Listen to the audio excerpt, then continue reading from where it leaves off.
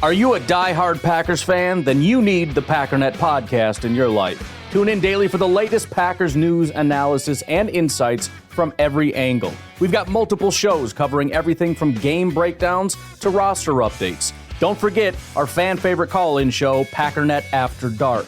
That's right, you call in and talk about whatever you want. Because here, it's all about you and your passion for the Packers. So what are you waiting for? Subscribe to the Packernet podcast today and never miss a beat.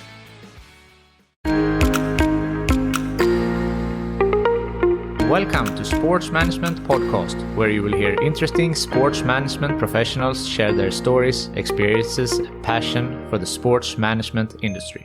I am your host, Marcus Philipson.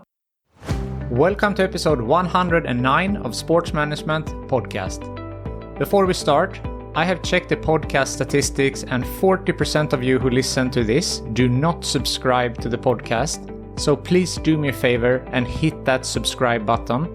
It will help the show grow, and the bigger the show, the bigger the guests. Thank you. Now, today's guest is Jentry Mullins, the Vice President of Ticket Sales and Service for BSE Global, the parent company of Barclays Center and the Brooklyn Nets. He has worked for 10 years in professional sports and has represented organizations like Tampa Bay Buccaneers, Phoenix Suns, and Cleveland Cavaliers.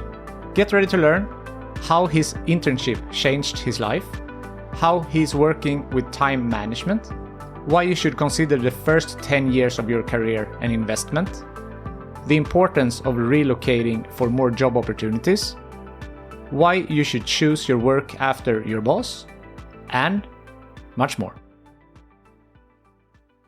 Jentry Mullins, welcome to the Sports Management Podcast. Yeah, thank you, Marcus. Really excited and really grateful to be here. Appreciate you thinking of me. Of course, I'm a big fan of your work. A lot of good content on LinkedIn. I'm following that really closely. So really excited to talk to you today. You're a sports professional. You have been working in professional sports for 10 years now. But let's start with, how did you get into the sports industry? Yeah, absolutely. And thanks for the kind words, obviously, on the content. It's always great to hear when others are finding a lot of value out of it. Yeah, I'm from a really rural town in small town Virginia. Right on the Kentucky border, where really, I think the closest sports team is like 5 hours away. So it wasn't really like there was plenty of opportunities of kind of knowing what it was in it. But, luckily one of my, my major basically said that we had to do an internship. And so, a lot of my, classmates were kind of just trying to get the internship over as quickly as possible, whether it be like a quick tennis tournament on a weekend or working at a local retailer store. And I just, said for myself, like, hey, if I really want to work in sports, whatever capacity that is, I probably need to get a really good internship to actually start to kind of get that, right? And so I applied on Teamwork Online to, I think, every single job imaginable for internships, whether it be in public relations or community relations or whatever. And luckily, I got one response back, and that was from the Tampa Bay Buccaneers in a group sales capacity.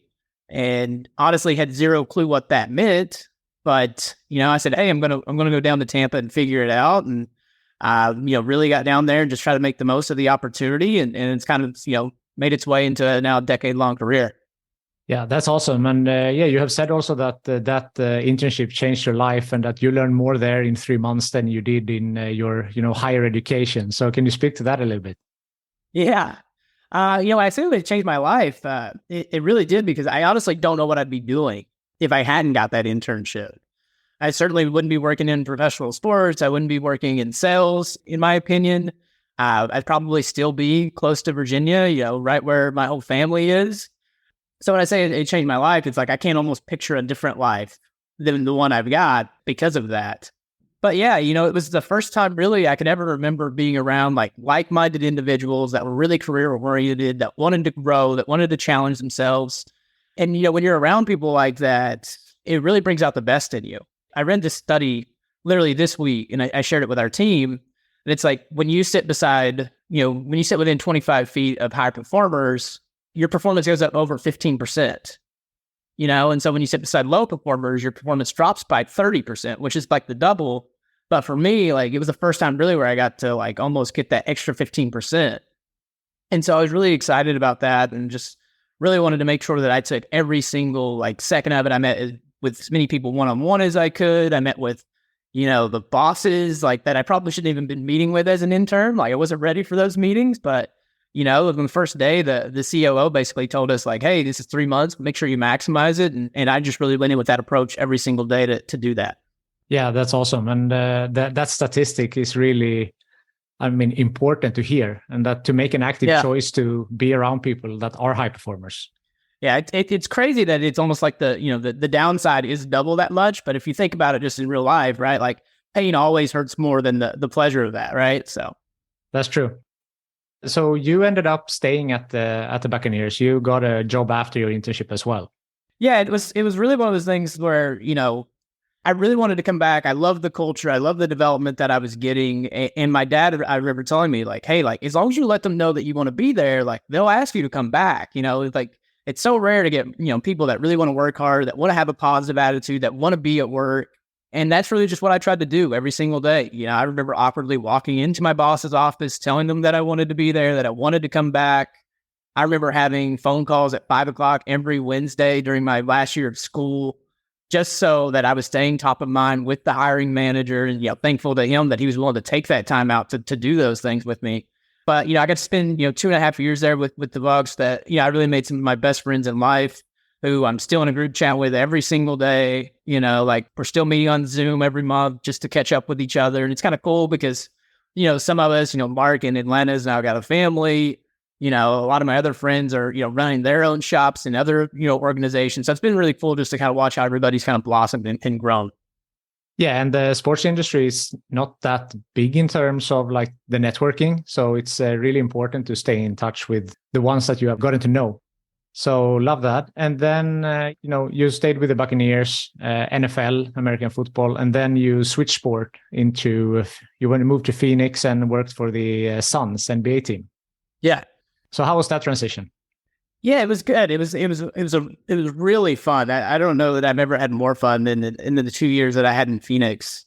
Just because it was just almost a completely new experience, learning a whole new skill set, and learning is one of my drivers just for myself. And, it was my first leadership opportunity, and really all the work that I'd been doing in Tampa was all about like, how do I get to a position where I get to hire people, where I get to change other people's lives, and I get to invest in others. And really that's what that job was. It was really recruiting the most talented individuals across the country, teaching them, how to pick up a phone till, the end where they're, selling 6-figure deals or whatever the case. And so it was really fulfilling. I was learning so much. We had such a great leadership team that loved working with each other, very collaboratively. And it's so funny because, the team at the time was horrible. Even in Tampa, it was kind of the same case. But we were the second worst team, I think, the first year, and they were the worst team like the last year I was there. And so that just goes to show you that the environment is really about the people. And, the people that we had in Phoenix when I was there was really awesome. I'm so thankful to them. I still have a lot of great relationships there as well. But it was really cool just to really, for the first time, get to focus solely on leadership and really make the focus on others, which is just a really fulfilling part of the job. It's funny you say that with the winning history, that they were not performing on the pitch or on the field, because that's, I know Travis Apple as well. He has been on the pod before. And he also mentioned that his winning ratio is very low, but still, keep on grinding and doing the sales calls and, doing all of this anyway, regardless of the performance. Yeah, and you have to, right? Like it's the only thing that we can control is the work that we put in. Unfortunately, myself or Travis are never going to be able to help us get another extra win or two in the column. But, we can make sure that we're providing a world-class experience for every fan that's walking through the building, so that regardless win or loss, is like they're still having a great time. It's still memorable, all of those things. But yeah, it's funny, till this year with the Nets, I'd never made the playoffs in a decade-long career, which is just pretty funny. So yeah, it is. Yeah, then I assume that with the Cavaliers that you moved on to, no championships there either. Well, yeah, we were the second worst team in the league all 3 years I was in Cleveland. So you talk a lot about if you're a winning team, like on the pitch, the players, you say we are a winning team, you get that momentum.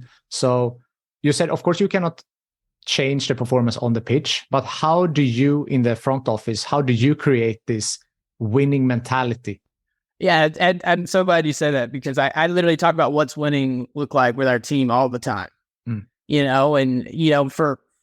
for me, my job, and again, at its simplest form, this is what I was telling our team yesterday in a team meeting, is like, To me, winning is obviously it's high performance. It's it's treating your teammates with respect. It's creating a workplace where people want to come to work every single day. And I know that's a weird thing to say, hey, I like to go to work, but there's so many individuals out there that don't like going to work or are miserable going to their 9 to 5 or whatever that is. And I think as a leader, it's really your responsibility to create an environment where people want to come to work and that they feel that they're becoming the best versions of themselves there. And can you actually help them actually overachieve to a little bit more than they're actually capable of than they think themselves? And so that's winning to me. As long as we're producing the results that we need to as a team, creating an environment where people want to come to work every day.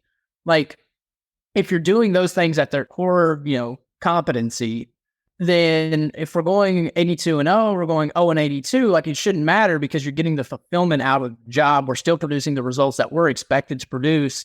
And it's a place where you like to come every single day. That's where I really try to pride myself on. It's really getting really good, genuine people that have that mentality, getting good leaders that have that same philosophical belief. And it's also, working for people that have that same similar belief. And I'm very thankful to have bosses throughout, not only right now, but my entire career, that we do focus on people first and that we do make sure that we are always pursuing excellence in achieving high performance. That's really how I try to focus on what winning looks like for our team, regardless of, if we won yesterday or we lost yesterday. Love that. And as you said, people first. And Lou DePauli also, right? You work together with him. Yeah, Lou's incredible. Yeah. So he spoke a lot about that with, getting to know the employees and as people, and he know their birthdays, their pets' names, their, families, he really took that interest. And it seems like you have a similar approach. Yeah. It's so funny how the small things are actually really the big things when you think about it.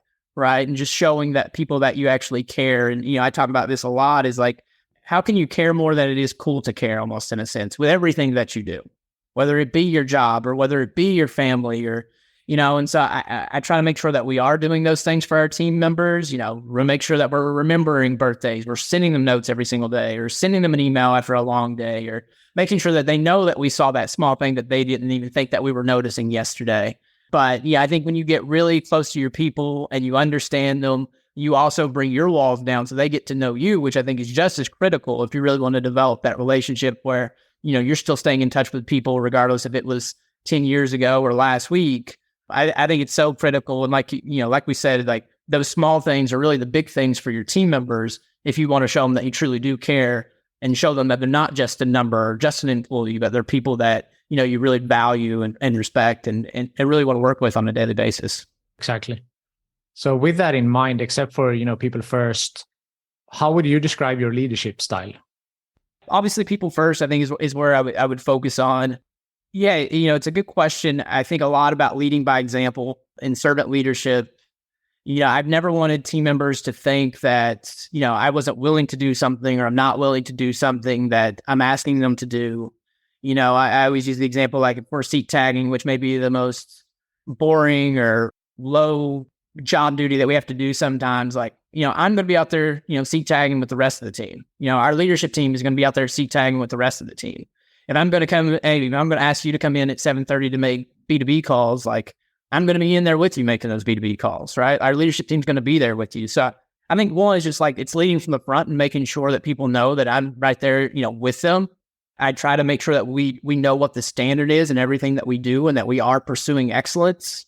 And so that may be demanding in times, but it's always going to be in a respectful way and in the way that we're going to pursue excellence.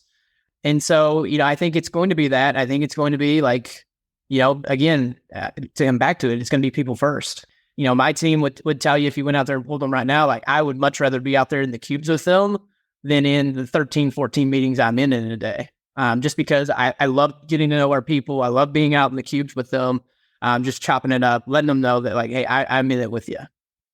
Right now you're at the BSE Global. That's your current position. And you mentioned the Nets before. So can you tell a little bit about what is BSE Global and, because it's like a parent company of some other companies as well. So the structure of that and your role within the company. Yeah. So BSE Global is basically our parent company to all the properties within our network. And that would be obviously the Brooklyn Nets. That would be our New York Liberty team, the Long Island Nets, et cetera, and the Barclays Center, et cetera. And so, that's really in a way where how can we, use all the resources at our disposal to help all of our teams, right? And being a platform company. But in my current capacity, really my role is overseeing all of our ticket sales and service teams. And really that's, how do we get people into the building? How do we make sure that, they're coming in, they're getting a world-class experience, that they have a great relationship with their rep, and really providing, what I say is like, providing the home court advantage, right? Like how can we provide the best home court advantage in the NBA? Because as I mentioned, we may not be able to control 82-0 or 0-82, but what we can control is providing a playoff atmosphere every single time, our team walks into the building, and that maybe it's a place that people, that players want to come to and play, and fans know that, hey, when I visit, New York, like that's the building that I want to go to, just because when I'm watching TV, I hear how loud that crowd is, how exhilarating that crowd is. And so, really that's what we do as a collective, is to try to create that exact feeling and that memorable experience and create memories that last a lifetime for fans. And so obviously to get that many fans into the building, over 200 events a year, it's a lot of work, so, really all I do is try to hire really good people that, really can kind of go out there and execute those things. Any specific tactics for that to bring the fans to the stadium? I was speaking to Lou DePauli. He was talking about, they wanted to have the food that was not available somewhere else, or their special food, or their special something else. So is there something that you have as a unique selling point to bring more people in? Yeah, I mean, I think that, as we think about unique pieces of what makes Barclays Center, so memorable, I think one's like, we're the epicenter of entertainment in Brooklyn, and again, I don't think people realize it, but Brooklyn on its own is like the third biggest city in America. So one, how do we make sure that, we're maximizing Brooklyn in itself, and making sure that it's a place that Brooklyn can be proud of, that, everyone knows like, hey, that's the place that, we need to be. But, again, obviously, we do such an incredible job from a fan experience standpoint. Our game presentation team is off the charts, and how almost like if you're doing something for the 41st time in the building, like it still feels like the first time. And I think our game pres team just does an incredible job. It's almost like we get them there, and then it's kind of like everyone else kind of like the show itself kind of runs itself, and people want to be there. But, again, what we try to pride ourselves on is just making sure that experience is flawless, that it's seamless as possible, and that, they're looking forward to meeting their rep at the game just as much as they are to watch, our team play. So again, that personal relationship. Yeah. You obviously have a lot on your plate. You're a manager. You mentioned before that you're sitting in a lot of meetings. I read somewhere also that you said that you have like 3 to 4 one-on-ones every day. How do you work on time management and maximizing your efficiency with all these tasks? That's a good question. I think that's something that you get better over time with. I remember as a first-time leader in Phoenix, I don't think I was great at time management. I was like, coming out of Tampa, I was like, oh, time management's like the easiest skill to have, because I'm always thinking about how to maximize minutes. And then you get to Phoenix, and kind of my calendar was all over the place. I think 2 weeks in, I was like, this is not going to work. Like, I'm going to have to find some different type of schedule. But I think in Cleveland is really where I got really good at that, was like, your calendar becomes so busy, and you are in so many meetings, and then all of a sudden people start to expect so much of you. It's like, how do you maximize every minute? Can you take that phone call on the way into work that, opens up 30 more minutes? And I think I learned this a lot at GSW too. Just because it's a 30-minute meeting doesn't mean we have to use all 30 minutes. And I think coming from a small company, where we were really agile and really just focused on like high leverage activities at all times, sometimes a meeting doesn't have to be that way. Or, if we're going to have a meeting, how can I prepare that meeting in advance, whether it be the agenda or the expectation of, hey, what are we doing in this meeting? So we don't have to spend 5 to 10 minutes just talking about that part of the meeting itself. So like, how can we expedite some of that stuff on the front end? How can we get people in the right mindset coming into meetings or into the day? And really just making sure that also that you say no to certain things. There's certain meetings that maybe I don't need to be in, or, hey, maybe there's something that, is not the best use of my time, or, hey, can this meeting be an email, right? Or instead of, writing out a 30-minute email, can I just pick up the phone and get the answer really quick? So I think like just over time, like you start to develop this like hey, what's the most efficient, what's the most effective way to do something? And I think if you focus on maximizing every minute, that's where you can get more into the day. And then all of a sudden, you're not having to be at the office till 8, 9 o'clock doing things because you've got better at maximizing your time and the tasks at hand. Yeah, I like that. And I felt like after COVID that it became a little bit inflation on meetings, that whatever topic there was, you should have a meeting about it. People got more confident with like what we're doing now, like a Zoom call, a Teams call. So everything, as you said, became a meeting. But maybe everything doesn't have to be a meeting. It can be an email, or it can be a quick phone call, or there can be something else. And that's, as you said, frees up more time. Yep, exactly. Yeah, it was my favorite's the pre-meeting before the meeting. And it's like, Yeah. You have also said you should look at your career from a chess perspective rather than a checkers perspective. What do you mean by that? Yeah, that's probably the first thing I tell anyone when they come to me with a career growth question of like, hey, should I take this position, or what do you think about this position? I just try to get people to think, much longer term. I think in today's society, everyone wants everything now. They want it today. They want to think about like, how do I get out of, the pain point that's like hitting me right now? But I think the thing that's really helped me, throughout my career is really just thinking through like, what do I want 10 years from now? What do I want 5 years from now? And then how can I work backwards from that? And I think when you start to do that, like one, the goal itself becomes a little bit more consumable and digestible for you. And then secondly, you're also thinking through like, hey, does this job, does this role, does it actually help me skill stack to put me in a position to do exactly what I want to do long term? Right. And I think that's how you build something towards a career. Rather, as I think if you're thinking about it from a checkers perspective, you're just like, okay, how do I do this right now? Like, I just want a new job. I just want a new role. Right. Instead of, hey, I don't know that role really fits where I want to be 10 years from now. So like, if it's not going to contribute to that, should I actually be taking that job? Should I be thinking about that next role like that?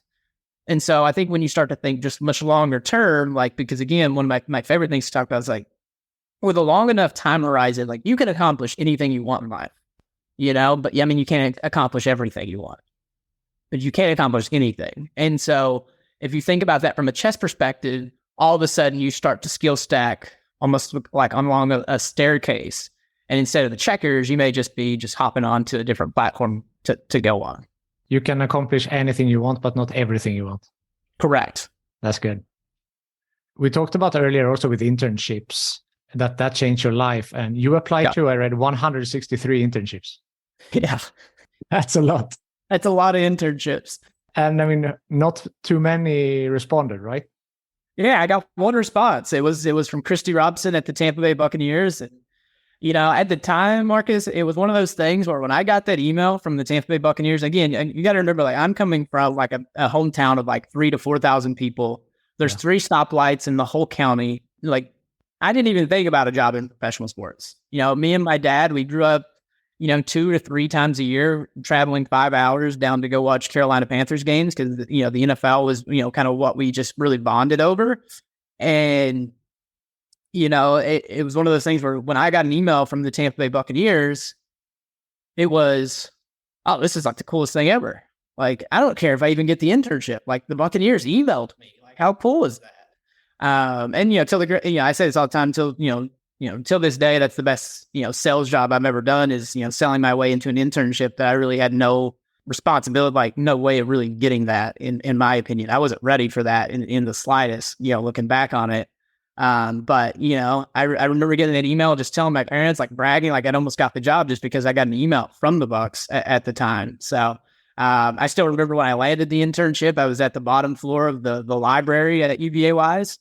And I was like yelling just because I got this internship in this library. And like, it was just one of the greatest days of my life because literally everything changed after that. Listening to your story, you really go above and beyond. And that's something I spoke with Travis a lot about as well. He's all about the hustle. He has that podcast, the book, everything hustling. And that's what you've done as well. I don't know anyone who applied to 163 internships and, getting those rejections, getting no's or no reply, and just continuing. Same thing, you graduated a year early, right? I did. So you did that faster than you had to, in quotes. Yeah. And what does this drive? Where does that come from? Yeah, I think from a couple different places. I think one is probably just the place of gratitude more than anything. God's given me an opportunity and blessed me with a life and a career that I didn't really think was possible. So one, I think it's on me to maximize that now that I've got that opportunity and that responsibility. So one is just gratitude and like, man, I love what I have and I've been very blessed, and like, how do I make sure that I maximize that to the fullest?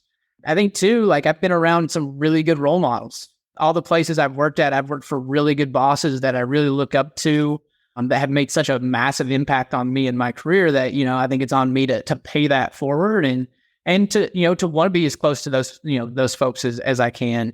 And then, the third thing I would say is like, yeah, I love this game. Like, I love this industry. Like, I love going into work every single day, which is such a weird thing to say. And, I know, like I said earlier in the podcast, like, I know a lot of people aren't blessed that way, and I think, just in my career, I've learned, because I've been in places and in cultures and times where I love going to work every single day. And then there's been times where I dread going into work.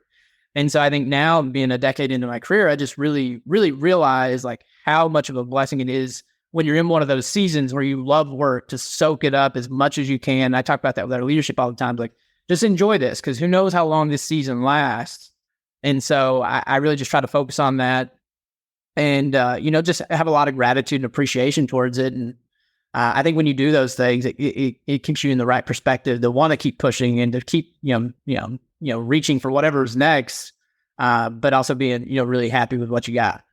You have also said that you should view your first 10 years of your career as an investment. Yep.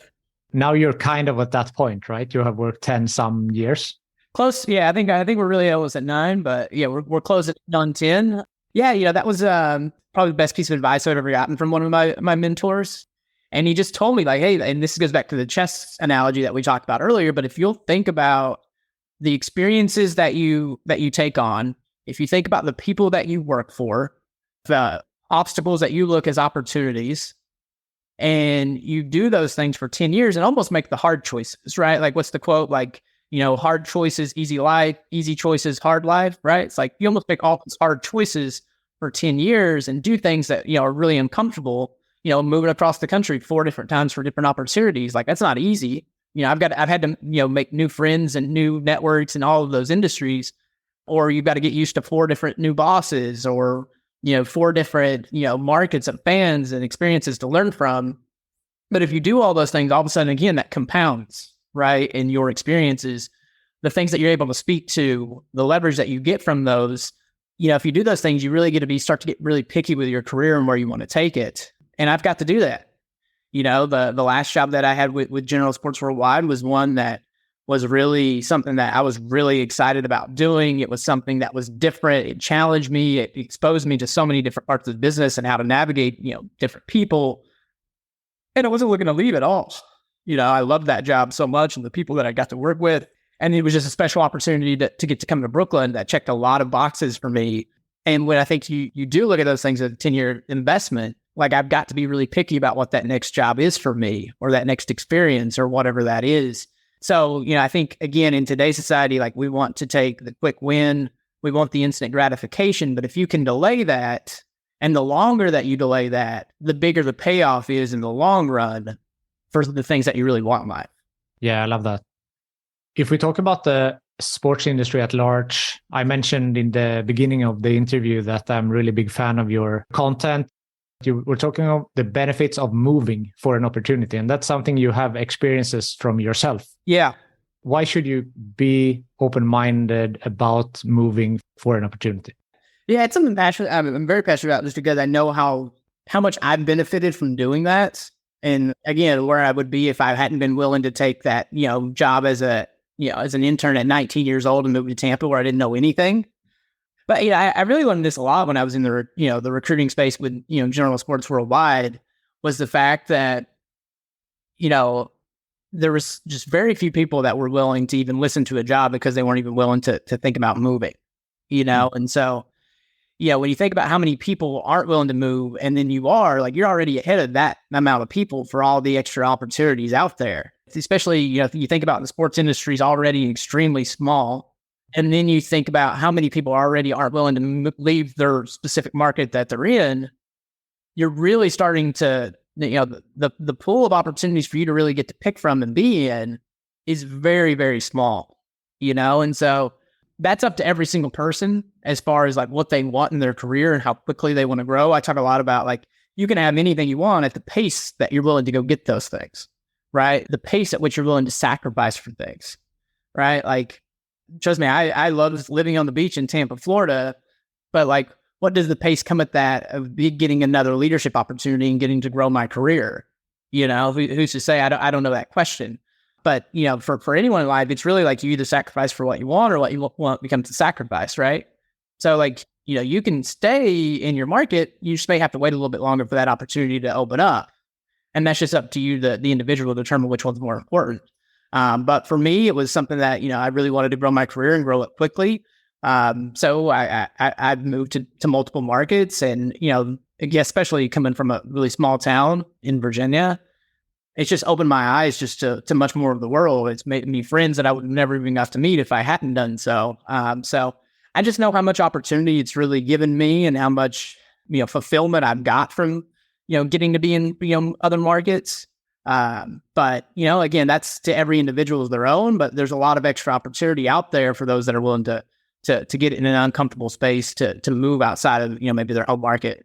Of course, that makes sense, right? You broaden your horizon and you open more doors. That makes total sense. Yeah. You have been around, you have lived in different cities. You have also worked for different sports organizations. So American football, basketball. I know you're a baseball fan. I read something you grew up playing baseball with your dad. So when you work in the office, is it different to work for a basketball team versus a football team? Yeah, it definitely is. And it really comes down a lot really to the games almost in a sense. When you work in the NFL, it's one day of the week, right? And so you kind of sit on that, right? So if you lose on Sunday, you're sitting on a loss for a week, right? But in the NBA, like when we lose today, like we may have the opportunity to bounce back tomorrow, So it's like, it's really quick. Obviously the pace, I think, get things, kind of run at sometimes is just much faster because we have so many more games. And so there's like this urgency about maximizing every single game, like, whether it be a lower demand team on a Tuesday versus a high demand team on a Friday night. Right. So, it's really the urgency in the games that really start to play into like, hey, we've got a week, or, hey, we may have 3 or 4 games in a week in the NBA. So you just kind of got to operate, with the urgency, there. So that's the biggest thing, the amount of games, you would say. It doesn't differ differently otherwise for what type of sport it is. Yeah, as far as from a sales process standpoint, at least philosophically for me, like it's always stayed the same. And that goes whether it be the team or whether it be the team, whether it be, if for a winning team or a losing team or whatever that is, that's where it's never really differed too much for me. Like we're going to control what we can control and really make sure that we're doing, coming at it from a solutions-based process and like doing what's best for the customer, right? Whether that be a corporate fan or a social fan or family or, whoever that is, like, how do we just do what's best for that fan? In regards to what sport that is, like, as long as you keep that as the focal point, then I think you're going to end up with a lot of happy people. Yeah, for sure. So with your almost 10 years of experience now, if someone is listening and they want to pursue a career in sales within the sport industry, what would be your best advice for them? Yeah, my best advice would be to find a really good inside sales program with really great leaders that really prioritize training and development. I think that's going to be the biggest thing that really gives you a really good foundation for the rest of your career, because you're going to be able to come from that, right? And know that you're going to learn more in 12 months there than maybe you have in your whole life. Like we tried to, like I said, with my internship, like that's really our prioritization is like, especially with the Nets and our inside sales program is like, you're going to get literally sales 101 for 12 months, and you're going to get as much development and training that you've ever seen. And at the end of that 12 months, if you say, hey, sales isn't for me, you're going to come out of the program still saying like, hey, I really benefited from that. Like I'm going to use those skills for the rest of my career.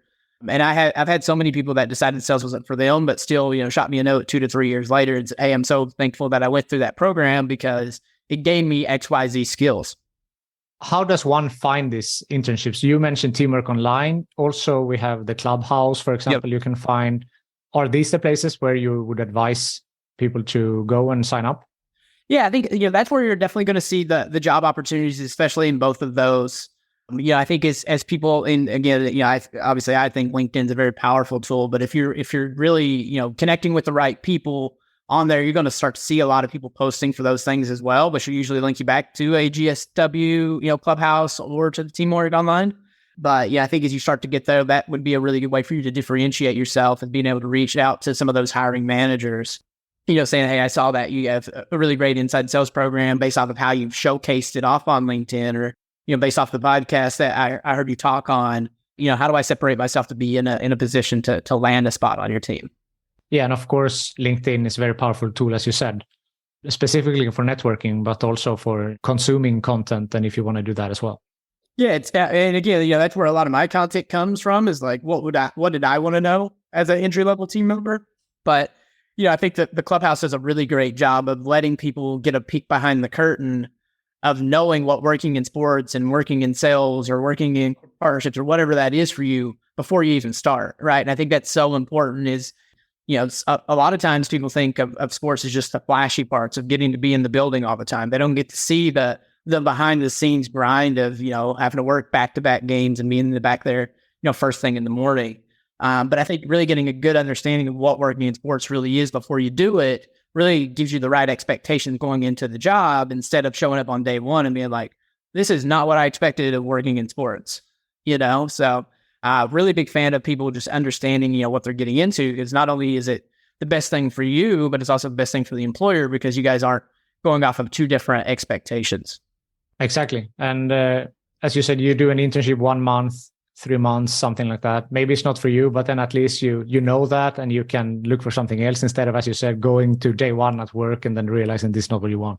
Yeah, I say that all the time. It's like, if you come out of an internship and you say, hey, that job's not for me, that is just as successful as the person that came out of that internship and said, this job is for me. Looking back on your career, has there been any bumps on the road? And how did you overcome them, if you had any? Has there been any bumps in the road?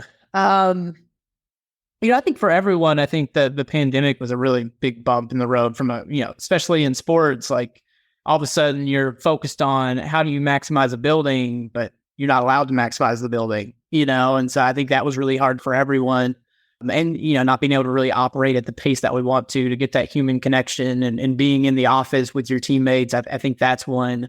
I think anytime where I've probably got myself in trouble is when I've just been rushing, too much in my career, or, not really enjoying what I'm doing and really just focused on what's next. And so I think, that's been really a big learning lesson for me, is just to be, really focused on being excellent at what I do, no matter what kind of season I'm in, whether it be a growing season or a season of drought, in my career, or whatever that is. It's just like, how do I be excellent no matter what? And how can I, how can people not know, if I'm in a great place or not in a great place, because I'm really pursuing excellence no matter what. And so, I think that's been probably the biggest learning lesson for me, is not to be in such a rush.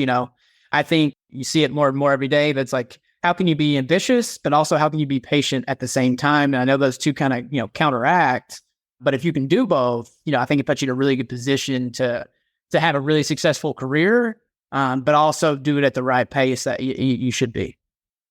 Approaching the end here, is there something I haven't asked you yet that you want to mention?